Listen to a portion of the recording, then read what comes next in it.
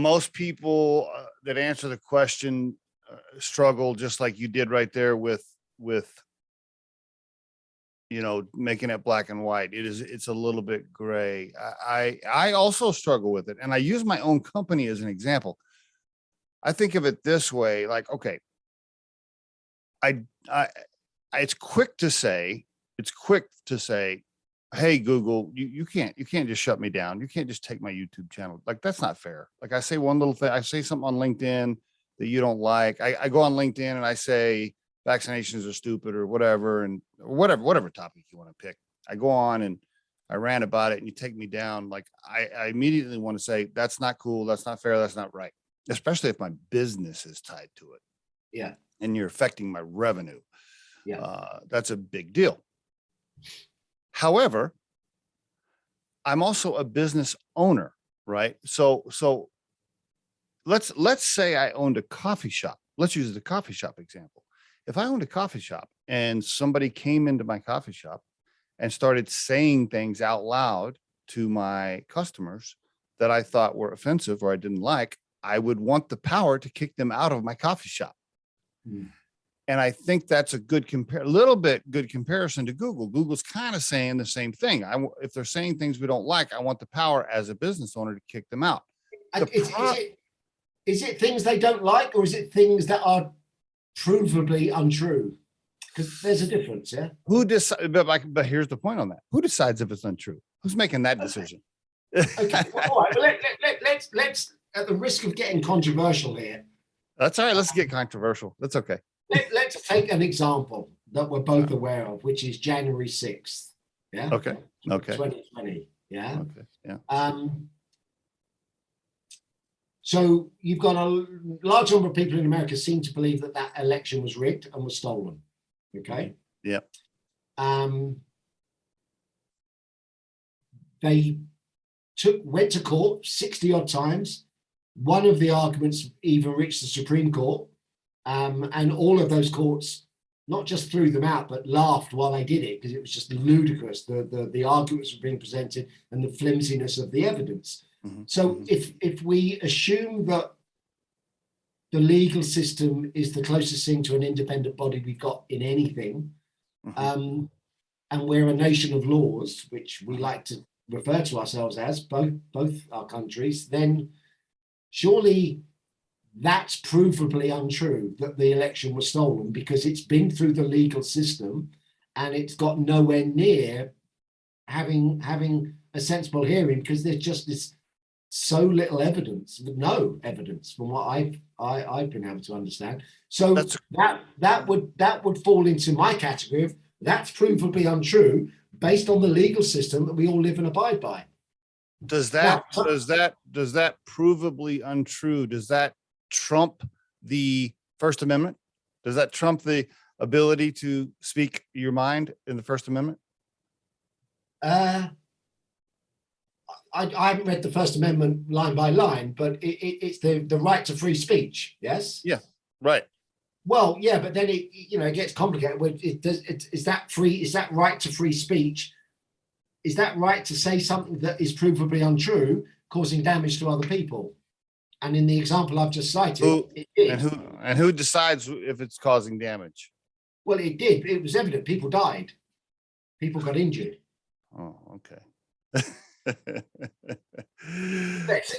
I don't have a dog in this race. Okay, I'm just using that as the most obvious example I could think of. That something goes through the legal system and is found to be untrue, then it's untrue as best we can ascertain it. How about this? Let's use this example. Let's move away from the DC thing and go to this example. What about this current? I don't even know if you know who this is, but there's a huge podcaster named Joe Rogan, right? He's got the #1 podcast in America. And did he used to be a stand-up comedian, Joe? Yes. And now he's a huge podcaster. Well, there's a movement now from some people to try to get him taken off of Spotify. Because he's had guests on the show that don't fit the narrative. He's had guests on the show that, certain guests that say controversial things against whatever the government is currently pushing out. Now, in all fairness, he has guests all the time from both sides, right? He's constantly bringing in, you like purple, come and talk about purple. You like yellow, come and talk about, like, he's constantly bringing in both sides. But when he does bring in somebody from the side that pushes against the government narrative, you know, people get pissed, and people are trying to get him taken down. So my point is kind of back to the original question. If you're putting stuff out on social media that doesn't fit the current government and or Google narrative, should you be silenced? Kind of asking. Well, right, in relation to the government, no, for sure. Yeah. Okay. But in relation to someone like Google, then yeah, it's their house, it's their rules, it's their playground. When does that become too much? When does that monopoly, the power of Google to control information across the planet, when does that become too much? When do we have to say, okay, that's too much?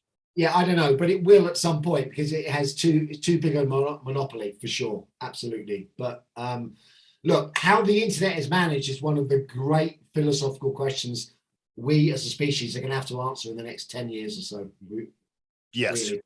Yes. Yeah. I couldn't agree more. Great way to say it, Mitch. That really kind of summarizes that whole topic. How we manage that, how we as a society, as a species, decide who's controlling information, who's being silenced, who's deciding what's right or wrong, what algorithms are pushing stuff to the top of the answers. And I mean, that you're right. That is probably one of the most important things we're going to have to figure out as a society. Totally. Yeah, I really do. And that, you know, you throw into mix, you know, people's right to post anonymously. You know, I've always said, look, one of the ways you can cut through this problem is make everybody accountable for what they say. So even if they post under a fake name, their real life credentials are being logged in the system by the platform owner, so that they can be held to account if necessary. And I think that's important. But look, I've heard people give me counter arguments to that, and which have made sense. And I can't remember what they are now off the top of my head, but it's complicated. It really is. It really is.